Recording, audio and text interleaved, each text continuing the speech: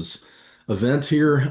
Again, name is Jason Anderson, much like Jordy said. The quick story about me is I did 24 years in the Air Force. I break up my Air Force career really into two halves. The first half was pretty much just being a C-130 pilot. And in that first half, three wars. So I got my wings in 97, went to my first base, which was Ramstein, right before Kosovo, the Bosnia Kosovo thing kicked off. So I was doing, combat sorties right out of the gate, and then finished up that 3 years in 2001 in September. Busy month in September of 2001. End up flying in the Middle East and being deployed to Pakistan for most of the next 2 years, where in that time I met my fiance, and then ended up doing the Iraq invasion too. So three was enough. In there, I began my second half of my career, which I had kind of seen that the writing on the wall that we're going to be in the Middle East forever, which we were. So I was like, I need to find something different. So I found something very, very different. As the dust up of the war was just in full scale, I was working around the margins and found a exchange pilot position for the Japan Air Self-Defense Force. So went to Japan, ended up staying 7 years there, believe it or not, which is unbelievable. Ended up doing 15 months of language school. Then I was in a Japanese squadron for 5 years, and then I went to their PME in Tokyo. So, yes, I speak Japanese. And that actually, second half of my career ended up being just like highly, highly internationally focused. And if I was to attribute a private sector moniker to it, I was like an individual contributor for the Air Force, where seriously, I was not on a command track. I was progressing in rank, but once I finished my 7 years in Japan, there wasn't a general or colonel on Earth that knew I was alive. So what I ended up doing was I cold called, believe it or not. I cold called PACAF in Hawaii, PACOM in Hawaii, and then the Pentagon in DC. Ended up getting the job in DC, which was the country director for Japan, like Jordy was saying, and I ended up selling $15 billion or helping to sell. I wasn't the OEM or the private sector organization, but every major aerospace defense company would come talk to me on the weekly. And I was there for 6 years to sell a bunch of hardware and equipment to Japan and Korea. So now I'll go very quickly into my private sector stuff. So naturally, when you're kind of in that role at the Pentagon, business development felt like a near adjacency. And of course, everyone in the office I was at was being told, hey, you're going to fit right into a BD job. And I believed it, of course. So ended up moving back to Wyoming. And then many of the people that would just come talk to me said, hey, I think this is a good role for you. And I had a couple trusted advisors in there. So honestly, I didn't want to get a job. I wanted to start a small business. I'd already kind of taken a lot of steps to go down that road. But friends in Rockwell Collins ended up kind of coming and talking to me and saying, "Hey, there's a really good role for you. I think you're a good fit." So, a bit of a unicorn here. I ended up doing one resume for one job, and that was it. Ended up getting an interview and got the job as an entry-level business development manager for Air Force programs. To flash forward very quickly, I was in that role for a year, and then they promoted me to the head of business for Japan, Korea, Taiwan, which was a huge step up. And then I ended up staying with Rockwell Collins Aerospace for 9 total years in senior roles. So I'll finish up right here, Jordy. The reason why PreVeteran started is very much out of my experience. First, coming out of the military, I thought I was a lot more set up for success than I was. I was not. And that really kind of made me think about things quite a bit, right? We're always told we're going to fit right in, we'll plug into organizations, you're going to do great. And while I found a great company, I did, and I found a great job, a well-paying job, and they are great company, great culture, all those things. I didn't really know what I was doing in those roles. I mean, just to be wildly transparent, I put as much effort in as I could, but honestly, I was kind of burning the candle at both ends, just trying to figure out that private sector environment. And that took quite a while. It took about 4 or 5 years to get up to speed on that. So with all that as a backdrop, that's where Jordy was kind of announcing pre-veteran. What we've recognized is that there's a huge gap in the military transition space. Jordy's organization is doing a great job to fill that. And what we do is we do training to help acclimate you to that private sector so you don't have to do what I did, which was try to figure it out on your own. That is a tough proposition, but what we're doing is we're putting out 160, 170,000 people per year into the workforce in some way, shape, or form. And then they're right now having to figure it out on their own, which we think is really tough. Puts a lot of burden on the service member. Honestly, we're finding out the organizations don't know they need it, this kind of training. So we're in a really interesting space. So, whew, it's a lot of words, Jordy. Sorry for the long intro, but I'm here to answer any questions and whatever else Jordy wants No, me that's to. great. Thank you for sharing all that, man. I didn't know you spoke Japanese. That's pretty cool. もちろんだよ. Talk talk a little bit about why is this sort of system broken, right? You always say to me like you're training them for only a couple of weeks. That's not enough. That's not enough. They need more. Like, why is it so hard to go from a high performing organization like the military into the civilian side? Yeah, and look, I know that every person in the military is very capable. Okay, so please don't take this as that kind of criticism. The criticism is of the system, and once I explain it to you, hopefully it'll make sense. The military is a very unique environment.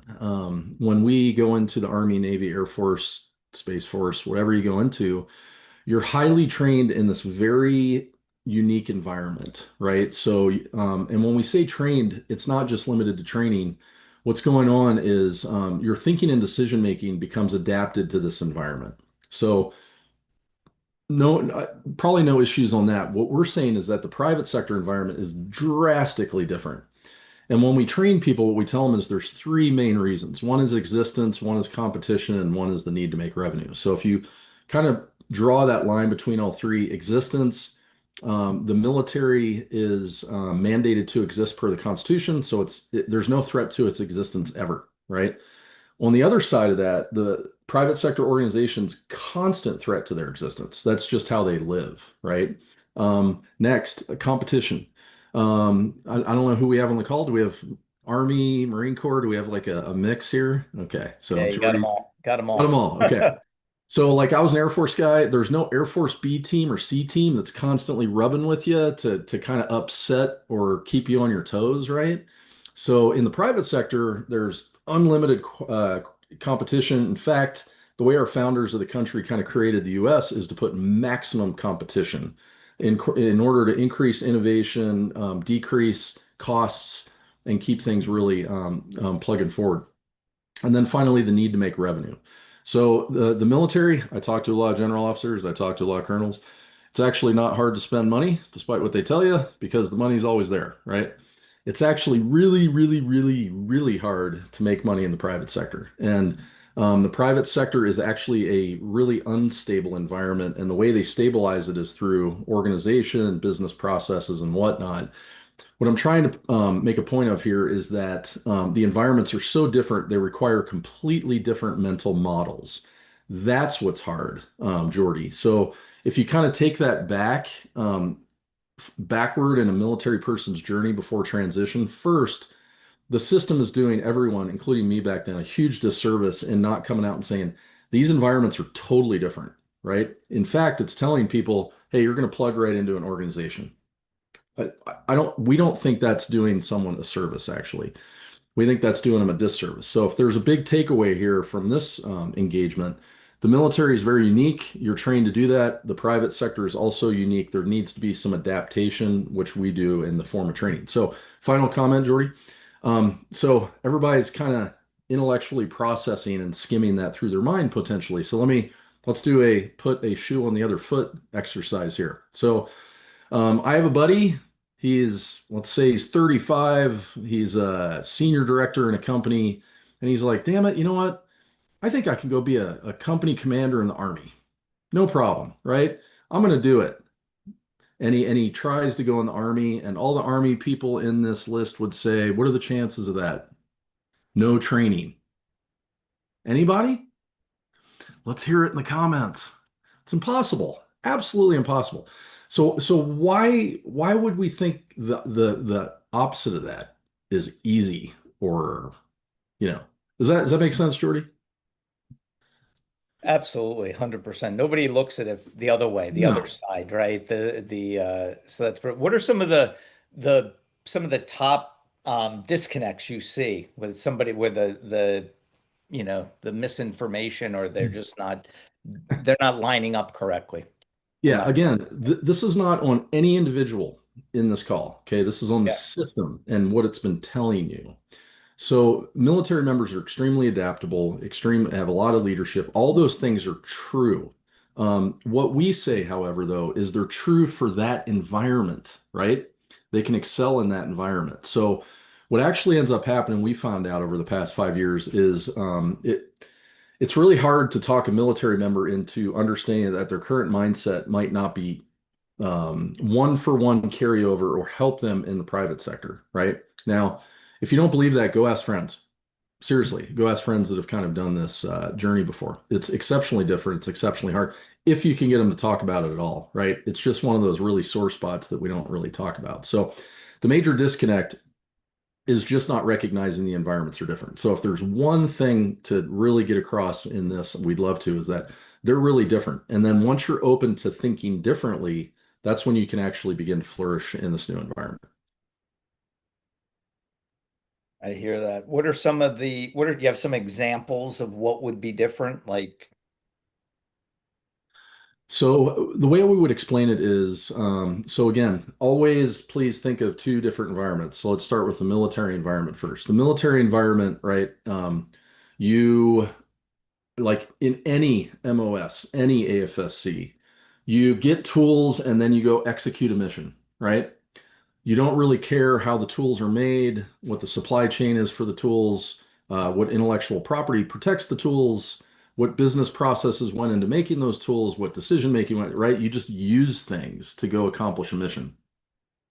Let's move over to the private sector.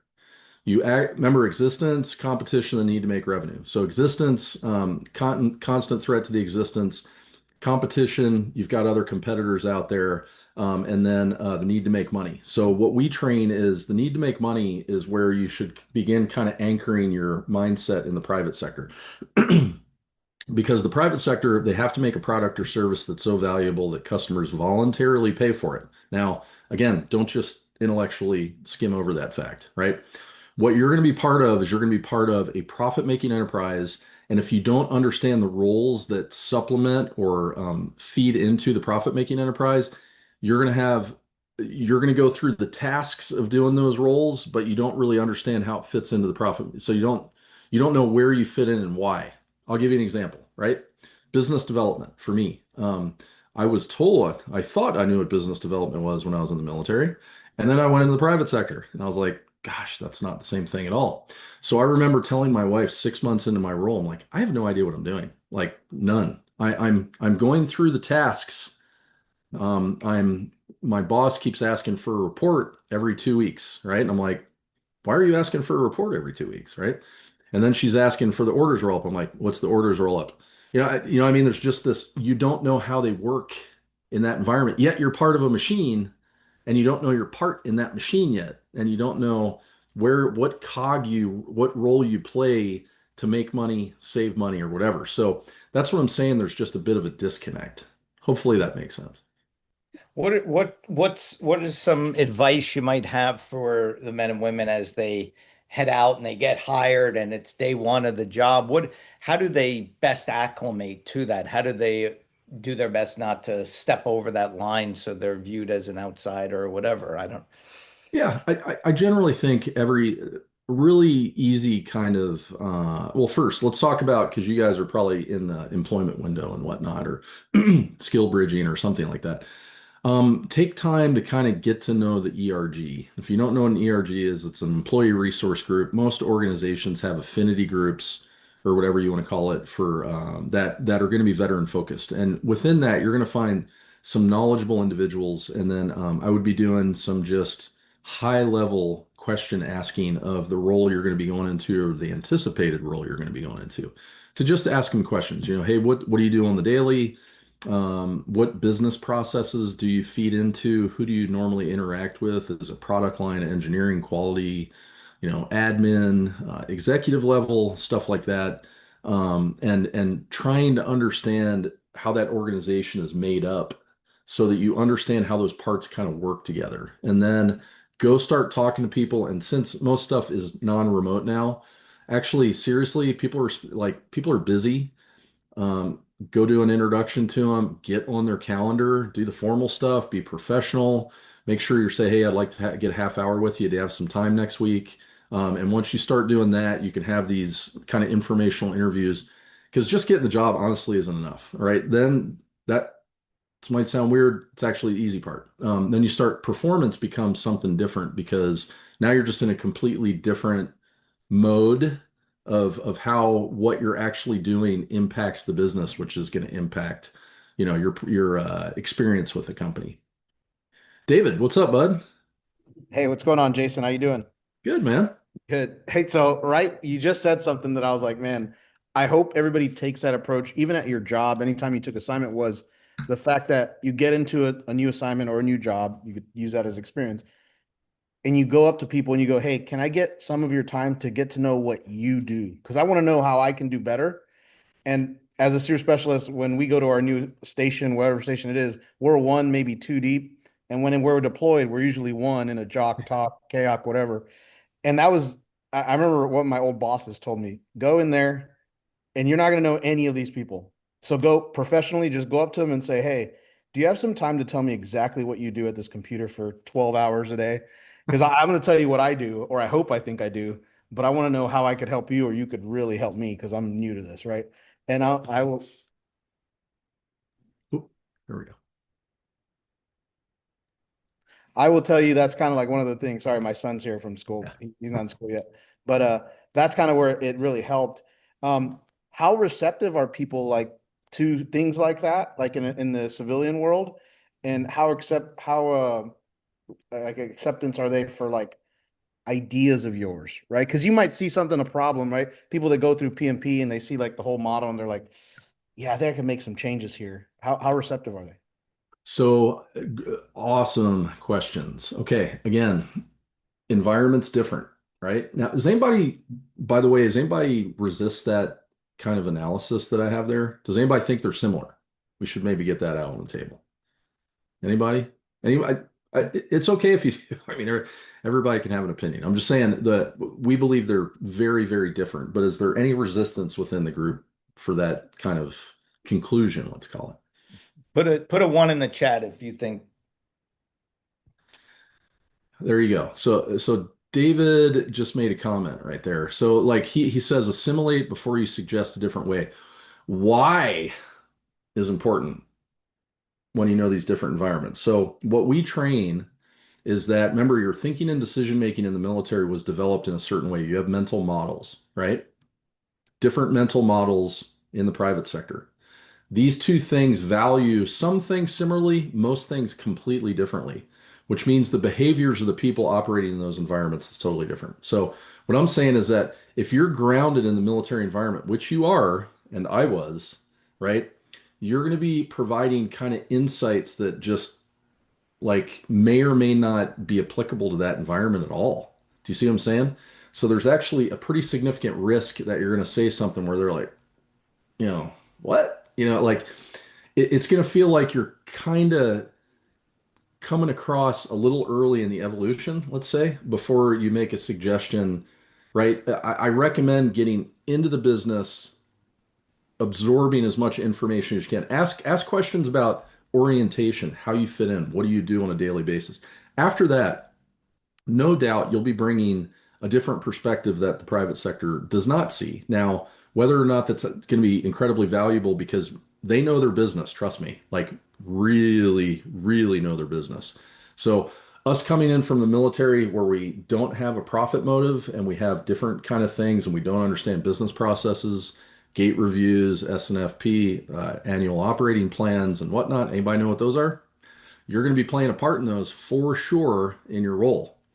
So knowing those things before you do that are going to be very helpful. So that's what I'll say is good call on David in the chat going, yeah,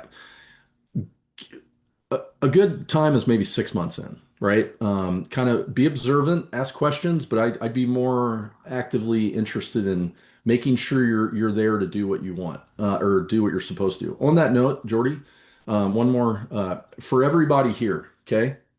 One of the biggest things you're going to have to overcome for sure, 100%, is that you are a generalist coming out of the military. 100%. Okay. I was a 11 Bravo, which is a pilot, and you think I would be doing pilot things, which I was, but you do what the unit requires you to do. You do what the Air Force, Army, Navy, and whatnot want you to do, which means your neuropsychology, right? Because we're a neuroscience company. Um, your brain is programmed to think like a generalist, like I can do anything. So think of this as like a horizontal bar, and you're like the military, you are a mile wide and an inch deep. The private sector, they need you to be a mile deep and an inch wide. You have to be a credentialed specialist and do your job, not someone else's job. This is going to be part of the navigation problem here is you're going to feel compelled to do to help other people in their roles, and that will not be welcome, right? You got to figure out what your role is and your specialty role and get really, really, really good at it. So that's another huge thing, Jordy. That's eye-opening. What you just said, the whole mile long, it is true. And in fact, sometimes I guess the Air Force probably does it the best where you're a specialist and when you're in a joint environment and they're like asking you to do things that aren't your job and you're like, well, I could do that for you, but I'm really good at doing this. So either you want me to do that or you want me to do my specialty. Totally up to you. I'm willing to follow orders, but it's one of those things that you, the way you put it in the civilian sector, it makes it easier for you to just understand like they want you to be a SME. Be a Yeah, SME, be good at that, and then have conversations maybe later, 6 months later, to go, how do I grow what I'm doing here to impact even more? Because I'm impacting great for 6 months, they love me, whatever. But now how do I impact later? Right. So the future part. 100%. 100%. Yeah, good way to think about it. I'm glad. Yes. And is it Sheila? Yeah, go ahead, sorry. Yeah. Yes, hi. I just had a quick question on what you just said. So you're not the first person to say it to us that we're very much generalists. I know I was Air Force as well, and for support, it's you probably know being in the Air Force, it's all over the place. They own like everything on base. So the generalist of generalists. But my question is, have you seen a lot of vets struggle to even get hired in the first place because we don't understand that it's like a whole other language of like all those business acronyms you threw out. I don't know any of them. I didn't mean to So, do that. I kind of sort of meant to do that a little bit, but like again, remember two environments. I'm not saying this for academic purposes, right? These environments are totally different, right? So great question, Sheila. What I would say is that first, you're super capable, all of you, but the task, the biggest task is to move from a generalist to a specialist, period, right? And you got to figure out how to do that. And the best way to do that is to begin exploring, and you could do that with Jordy here, right? He brings in some subject matter experts that can tell you about specific roles. You can learn about specific companies, but what you need to do is figure out what your specialty is going to be, right? Because when I talk about these different environments, the private sector environment is incredibly unstable. Now, I know that sounds weird to hear that, but it is. It's constantly under distress. And one of my general managers, who's the guy who runs the profit and loss for massive $500 million company, he always called it, the friction. There's tons of friction in the private sector on purpose, existence, competition, money, all these things. It's to keep you on your toes. So what organizations do is they organize themselves in a very logical way with everybody has a very specific, deep role in the company. And in the aggregate, that's how they go kind of address the market, is what it's called, where they can go deliver a product or service to multiple customers, make sufficient revenue and earnings and things like that. So it's really that is what you have to do is instead of pre-veteran, we don't love the word translate because that kind of implies you stay the way you are and you just kind of sound businessy. What we'd much rather have you do is really start beginning to understand the private sector environment you're going into, understand that they're organized a certain way, understand what the roles are, start exploring those roles by talking to people, and then you feel more comfortable in there. And then it's not a learning the language sort of thing. It's you are in the language. You're in that environment. You've put some effort into understanding that environment. And once you do that, you do really, really well. Because again, all of you are capable, like truly. It's just the biggest thing to overcome is generalist to specialist. That paradigm is the toughest one for sure. And you just have to experiment, to be honest. Good question, Sheil. I had one instance, I was thinking of it as you were talking, Jace, where a client reached out to us. He was like, "Oh, my guys are average at best. They don't work hard. They're lazy. All the problems with a typical worker, right?" And then he goes, "I want a hard charging military guy." So we get him one. And our guy, I think, just came out of the gate too strong, right? And he got fired if a week into it. I'm like, what? Why did you fire this guy? He's like doing everything you want. And I think he butted heads with people because he was like, "Hey, where are you? Come on, it's back to work." Come, he was trying to bring maybe too much of the military culture too soon. I don't know. I didn't know what I was so upset with the hiring manager because we got him who he wanted, but I don't know where the wheels fell off there. So, Jordy, don't think that companies understand military people either, right? So there's a disconnect between two. I'm going to say it again. The environments are totally different. The way it's set up right now is they're telling you you could seamlessly move from one company or from the military to a company. That is flawed. We believe, right? Anderson, pre-veteran opinion here. However, that same environment I was telling you where you can plug and play, organizations are told that, which is why they called you, Jordy, and said, "We need some more vigor. Bring us someone vigorous." And you bring someone vigorous, and they're like, "Not like that. We didn't quite want it like that, you know?" And what they're saying is, we want you to fit in our environment the way we want, but we want you to bring your skill and acumen, which you have, by the way. But it's kind of like the square peg in a round hole. I think I put a post in that this week, right? Square peg in a round hole. The square peg is you as a generalist trying to fit into the round hole, which is a specialist, right? And that becomes the challenge. So organizations, right? They've been told you want a veteran because of all the things I told you, which is true, right? Leadership, strong work ethic, and all those things. But what I want to tell you is that acquainting yourself with that employment environment as quick as you can without giving it suggestions. Just the strongest piece is trying to orient yourself. Once you do that, you feel way more comfortable, right? And the quicker you can do that, the better. Because what you're going to do, like every military person does, to include myself, when you get in this new environment, trying to figure everything out is very stressful because you don't know who to ask, what to ask, what the environment's like, how do you fit in and stuff like that. So this is where we recommend, ERG, talking to people, meeting some folks, doing some informational interviews to begin getting gauging yourself in this new environment. Once you do that and you start feeling settled is when, they'll start setting up cross collaborative activities, right? Because if you understand that they want specialists, then you run into different problems in the private sector where everybody is so deep on one thing. How do you get them to collaborate, right? Well, they create collaborative exercises. They've got business processes to kind of get you out of your hole so you can talk to other people. But recognize you're going to go into a company and be a subject matter expert, and they're going to depend on you to be very deep on your subject. Not initially, right? You're going to get trained and stuff like that, and there's progression. But one final anecdote here. We train a lot of military people, and it was funny because as a generalist, you got to put out a lot of energy, right? What's great about the private sector is you can then pull in that energy and just move it deeper, right?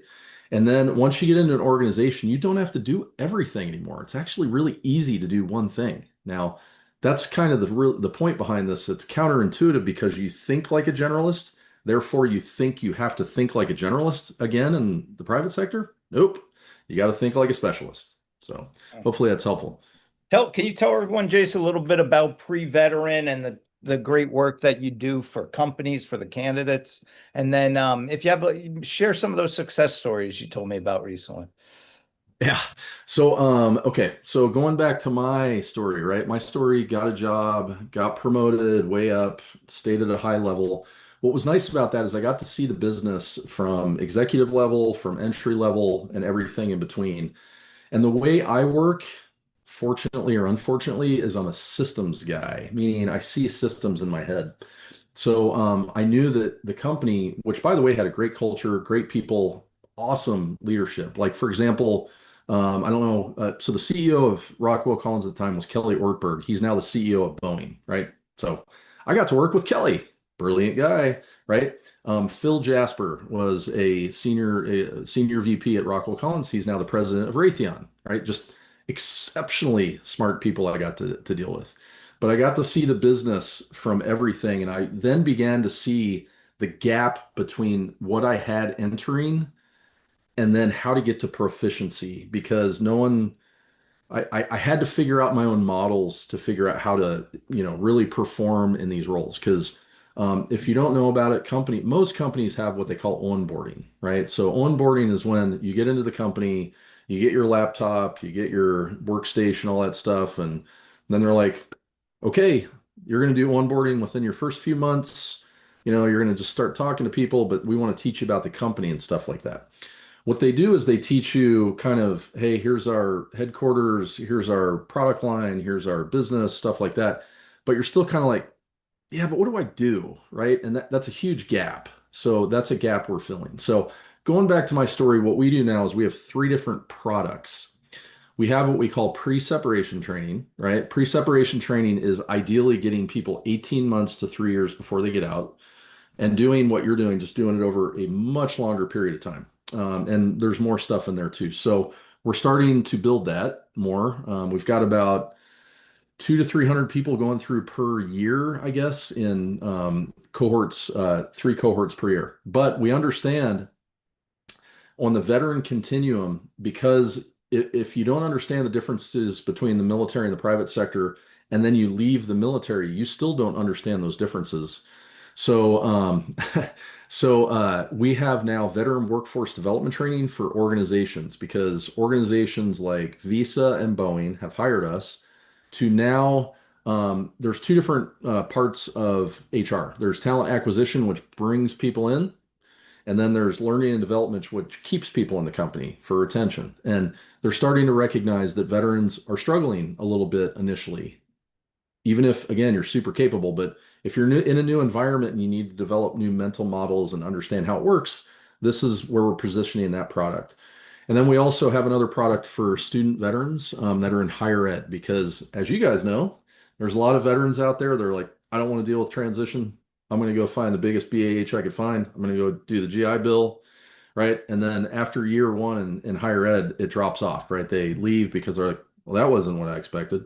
So they're missing out on a degree. The organization's missing out on a graduate. They're not using their GI Bill entitlement totally. So our first big school for that is Clemson, and we've got a couple others like University of Maryland Global Campus. So it's exciting. We know all of you are so capable. It's just once you get the tools to really feel comfortable in these environments, you do really well. And then it's great for you, your health. It's great for your family life if you've got a family. And then you can actually get promoted much quicker. So success stories, Jordy, real quick. So in our pre-separation training, which is getting people before they get out, we have our rock star is Cray. So he was a Cobra pilot in the Marine Corps and an XO. And at 10 years, executive officer, and at 10 years, he decided he wanted to get out. This was 2023, and he's like, probably feels like you guys, right? Where he's like, what do I do? I feel like I'm swinging in all directions. I'm getting in a car and driving, but I don't know where. I don't, normal kind of feelings, right? So he came to us and he said, hey, I was working with Cameron Brooks, but I'm not feeling the organizations that are trying to push me in. So I was like, great. What we do is we help you get through the mindset change you got to make. We help orient you to the private sector, and then we give you tools to go explore private sector roles. And you get to do it over a comfortable period of time. And so what he did is in our community, he explored aerospace defense because he was a pilot and he thought that might be a great adjacency. He ruled it out in 2023 for just it wasn't a good industry back then. It was shedding jobs. He pivoted to financial services because he's like, hey, that might be cool. He ruled that out for cultural reasons and then pivoted to oil and gas. And by the time he hit his employment window, which is where I think some of you folks are right now, 90, 140 days out, he had 2 companies offering him and he made an additional 50 grand per year. So he just reported to us He just got promoted for the second time. He's been there for 2.5 years now, doing great. We got a bunch of those now, so it's good. That's awesome. And you helped him with all that like soul searching and really thinking about what path is going to be best for him and or not Here's the best part is once you give them tools to go do that, they do it on their own. figure it out. Yeah. So it's kind of like you lead them a bit to show them the system, and then they use that system Yeah. to their own ends, you know. Can we share your LinkedIn and your webpage on Of the course. chat here in case anyone wants to learn more about PreVeteran and the Yeah. amazing work he's doing? And then I'd love for Jose Fernandez, you still there? You want to practice your elevator pitch and hear some feedback from an expert? Where are you, Jose? I'm right here. I'm right here. Ready to hit it? Sure. Yeah, no pressure. All right, hold on, man. So let's just pin him. Can you find him, David? I can't see him. All right. He's going to give you his little pitch and then you give him your feedback, Jace. I love it. Can I get a little setup first Yeah, or the drum roll. right? Wait, let me pin this guy. Hold on. I get it. People gotta. All right, go for it, buddy. All right. So hello, my name's Jose. I'm a network specialist who transitioned from keeping jets mission ready to keeping networks locked down and running smooth. I can recall a recent time when my team was severely shorthanded to complete a time-sensitive revamp of our enterprise. I navigated all the red tape to bring 8 National Guard squadrons to support a major switch upgrade project. Um, this was huge for them because they don't really get a lot of hands-on experience, and it wasn't easy to do at all. It paid off. Not only did we save $875,000 in contractor fees, but our four-star general at the time was so impressed, he called it the blueprint for solving manning limitations across cyber operations career field. The initiative also earned our squadron a national recognition for my innovation. I also hold the top secret clearance, current Sec Plus certifications with a bachelor's degree in electronics engineering. I apply all that knowledge in validating secure facilities using risk management frameworks and leading compliance efforts across a secure infrastructure, all while also mentoring the next wave of cybersecurity leaders. These days, I bring military level focus with just enough sarcasm to bring program audits into a tolerable spectrum. Bottom line, you want your networks to behave and documentation that actually makes sense. I've got you. Like it. Jose, nice job. Appreciate Really it. Hey, just a little bit of feedback, right? So, what like going from the specialist or the generalist to the specialist, right? Right. What I would add into it, I am seeking this role at this level. Like, Okay. what would you, obviously you're talking about IT, so you're in the tech sector, you're talking about IT. So what role would you be interested in? Man, like what you just said about like punching in every single direction, just like that I felt that because seeing all these industry leaders talk and come in here, and it's like, hey, I know you're in IT and you've done this, but you also have these other qualities that these companies are looking for. But that's how I feel now. I feel like I'm punching in every single direction. Like if a sales company were to come and say, hey, I want you to, be the administrator for this region or run this team or develop this team or fix my company. I take that in a heartbeat because I don't feel like I'm tied to IT. So my speech kind of I gotcha. says that like I'm kind of all over the place, and I'm really trying to narrow it down, like you said. No, hey, I appreciate the brutal honesty. I mean, that's really the path I recommend you be on. So, like the first thing I'd like to hear is, the way my brain works. First, sure, I'm a founder CEO, but I'm also a tiny, tiny company. So, but I've been an executive in a bigger company. Uh, I could just tell you when you talk to executives, right? They tend to talk in very high level stuff, right? They're not gonna be posting the job. They're not going to be writing the job description. They're not actually solving the problem of bringing people on board. I think they're there to kind of tell you about the industry and the company, right?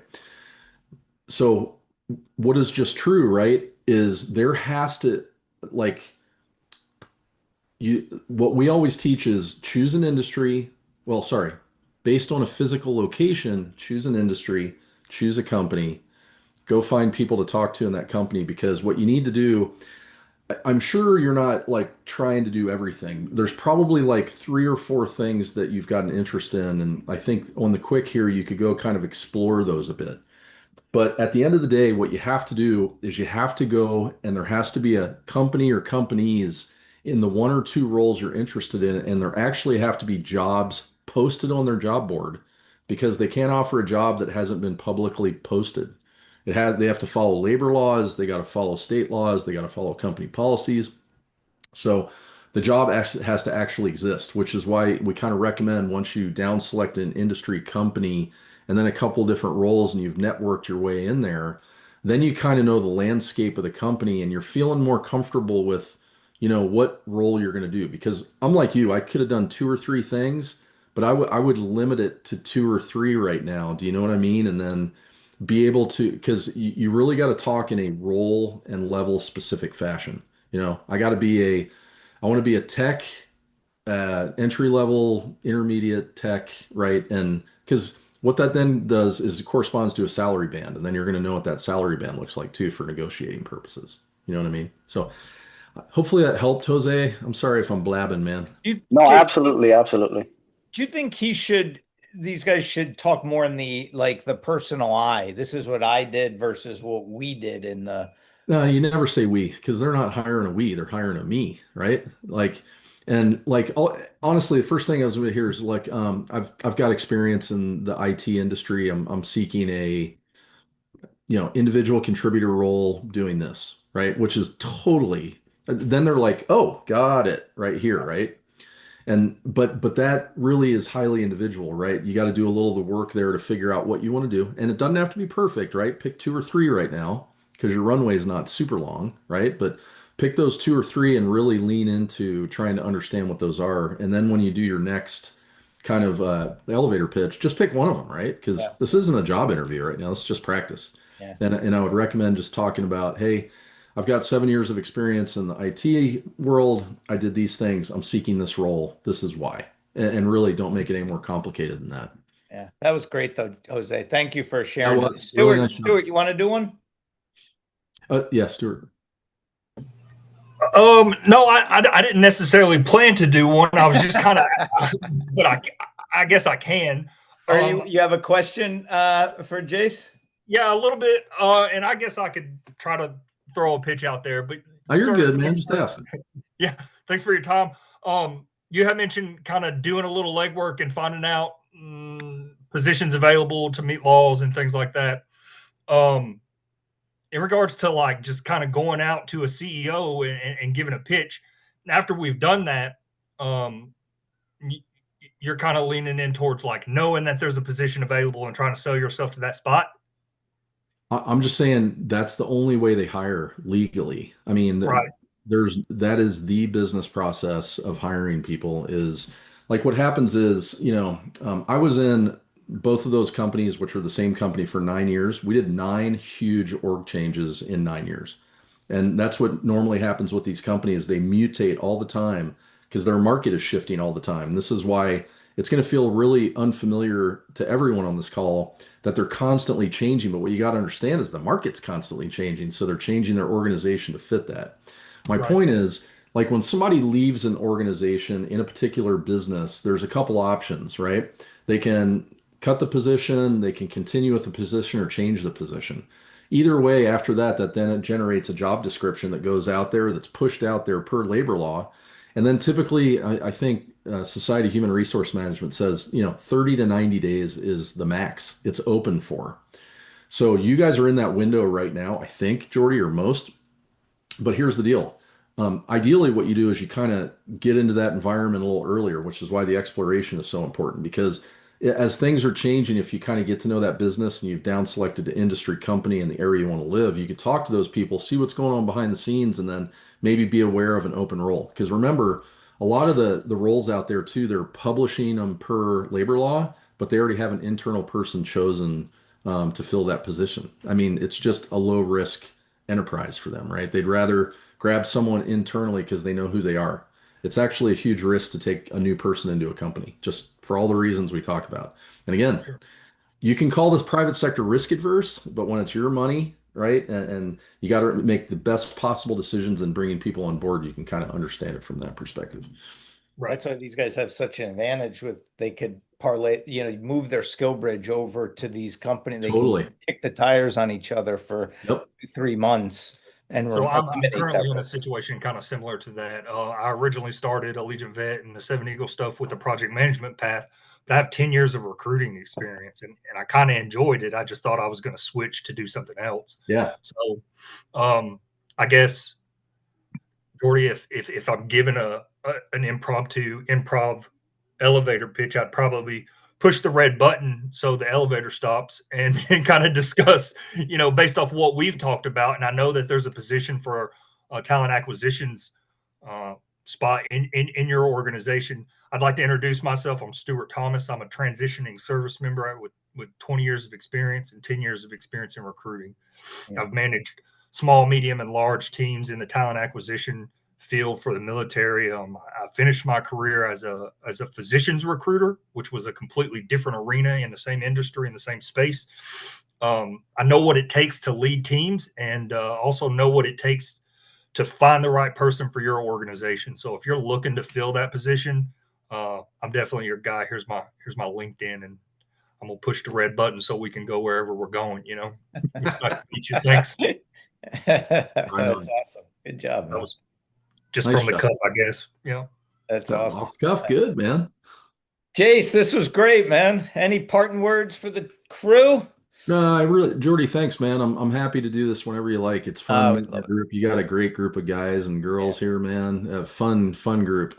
You bring a unique perspective that they're not hearing from a lot of the other speakers who are just talking about, hey, you're perfect for our roles. But I love all your advice and just getting them to think about this stuff. And that's all. Jordy, we're gonna figure out how to make this work, man. There you go, man. There you go. We're gonna change the whole military, right? Get all We're in the midst of that right now. So everybody have a great day.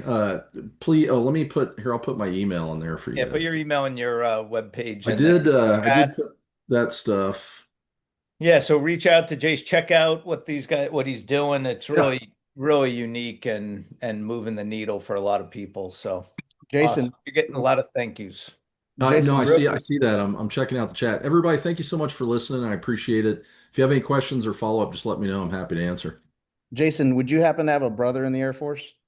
I do not, okay. But I've got a lot of doppelgangers, I've heard. I have a doppelganger for you, but hey, no worries. Thanks. Yeah, right on. Take care, Jace. Thanks. All right, guys, we'll break for 11 minutes and come on.